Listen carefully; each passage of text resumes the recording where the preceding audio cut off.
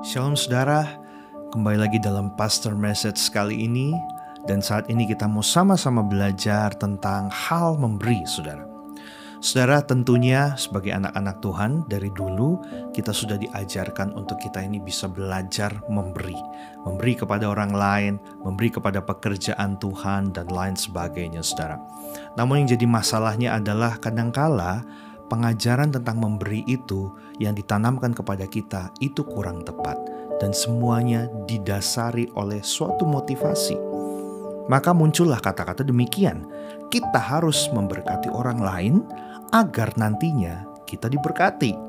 Atau kita mendengar kata-kata demikian, jangan lupa ya kasih perpuluhan dan persembahan ke gereja supaya hidup kita diberkati. Atau juga begini, kamu harus menolong orang lain, biar suatu saat kamu juga ditolong oleh orang lain. Atau saudara seperti ini, kita harus menabur banyak, harus menabur yang baik, supaya kita menuainya juga banyak, menuainya juga baik. Nah saudara, kira-kira hal memberi ini, firman Tuhan ini berkata apa? Mari kita mau sama-sama buka dalam Matius 6 ayat 3-4, berkata demikian. Tetapi jika engkau memberi sedekah, janganlah diketahui tangan kirimu apa yang diperbuat tangan kananmu. Hendaklah sedekahmu itu diberikan dengan tersembunyi. Maka Bapamu yang melihat yang tersembunyi akan membalasnya kepadamu. Dikatakan memberi sedekah. Memberi sedekah itu apa? Memberi sedekah, saudara, kita bisa melihat memberikan sesuatu kepada seseorang yang ia itu sedang memerlukan. Jadi kalau misalnya ada seseorang yang kelaparan, lalu kita memberikan makanan, dikatakan kita sedang memberikan sedekah. Memberikan apa yang menjadi kebutuhan daripada orang tersebut.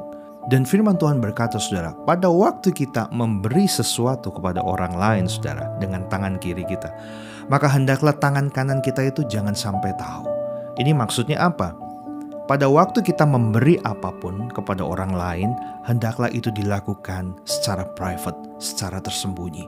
Jangan sampai kita punya motivasi di luar itu saudara. Untuk apa? Supaya kita mungkin dilihat orang, supaya ini kita bisa dicap sebagai orang yang dermawan, supaya mungkin kita dicap sebagai orang yang hebat, yang keren, yang kaya mungkin ya, sehingga kita memberikan saudara apapun itu di depan orang lain secara sengaja. Saya katakan ini motivasi yang tidak benar. Begitu pula dengan motivasi-motivasi yang sudah saya bacakan di awal tadi.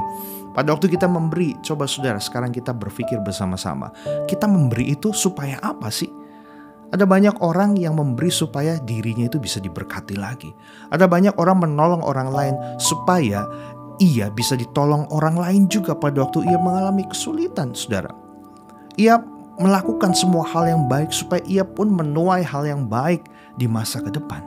Namun saudara, firman Tuhan mengajarkan kepada setiap kita bahwa janganlah memberi ini dijadikan sebagai suatu motivasi kita untuk kita bisa mendapatkan sesuatu lagi. Jadi itu semuanya berpikir tentang saya, dan saya, keuntungan diri saya.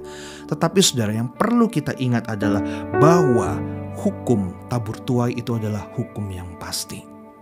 Jadi saudara, tanpa kita memiliki motivasi apapun saudara untuk keuntungan diri kita, pada waktu kita melakukan hal yang baik, Tuhan akan melihat.